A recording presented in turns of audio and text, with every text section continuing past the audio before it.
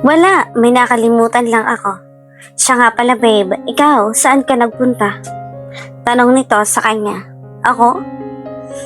May nasikaso lang, sagot nito. Mukhang napaka-importante ng lakad mo babe. Hindi isa lang sa mga business partner ko ang nagpakita sa akin. May pinakita lang siya na proposal sa akin. Pagpapaliwanag nito. Akala ko ba wala kang trabaho ngayon? Bakit hindi ba pwedeng makipagkita sa labas sa kanila? Besides, ako naman ang boss sa kumpanya. Kaya pwede akong lumabas kahit kailan ko gusto. Wala naman babe, biglaan lang kasi. Si Camila, nasan nga pala siya? May lakad din? Sarkastikong tanong nito. Hindi ko alam. Siguro nag-grocery lang. Halatang halata si Gab na nag-iisip na ito ng kakaiba sa kanila. Wala naman akong iniuutos sa kanya at hindi din siya nagpaalam sa akin na lalabas siya. Biglang nagtaas ng kilay si Jennifer. Ganun ba? O sige, aalis na ako. Mag-ingat ka na lang dito babe. Baka may ahas sa bahay na to. Paalala nito. Nagtaka si Gab sa mga sinabi nito. Napaisip na lang ito bigla. Ang buong akala ni Gab ay umalis na ito.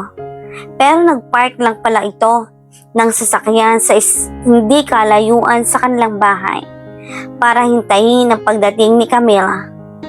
Maya-maya ay dumating na nga ito. Nanlaki ang mga mata niya nang halikan ito ni Gab sa labi. Gusto niyang umiyak sa mga sandaling iyon at puntahan ang dalawa pero nagpigil siya habang hawak ang kanyang cellphone. Dahil kinunan niya ito ng video. Ahas ka Camila.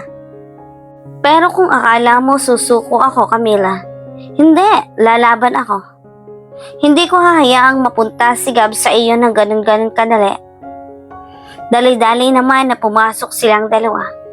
Mahal ko, parang nahahalata ko na si Jennifer kasi madami siyang tanong sa akin kanina. Sabi ni Gab. Kaya nga Gab, kailangan ko nang umalis dito at makahanap ka na agad ng kapalit ko. Nakatanggap naman agad ng tawag si Gab mula sa agency. Hello? Yes sir? Magandang umaga po. Di ba kayo po yung naghahanap ng bagong katulong? Tanong nito sa kabilang linya. Opo, ako nga. May nag-apply po dito na maging katulong sir.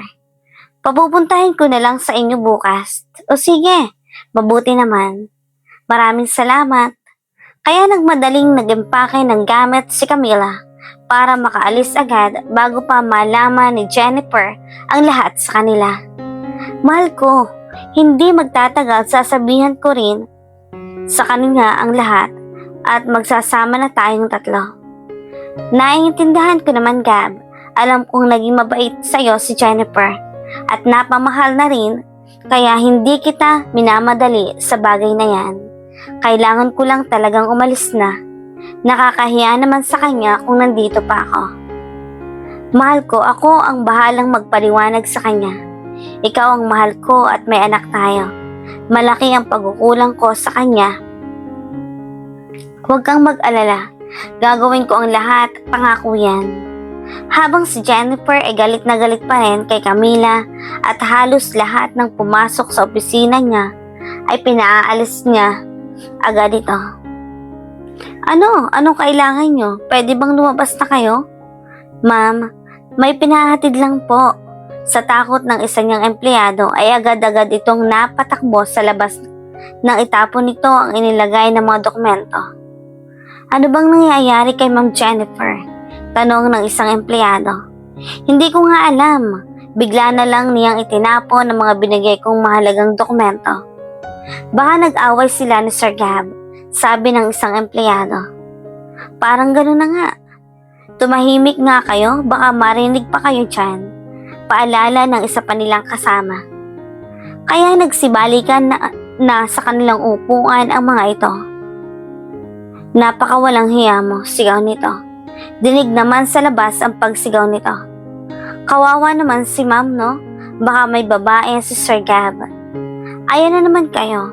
Pwede bang magtrabaho na lang kayo? Hindi kayo nakakatulong, nakakadagdag pa.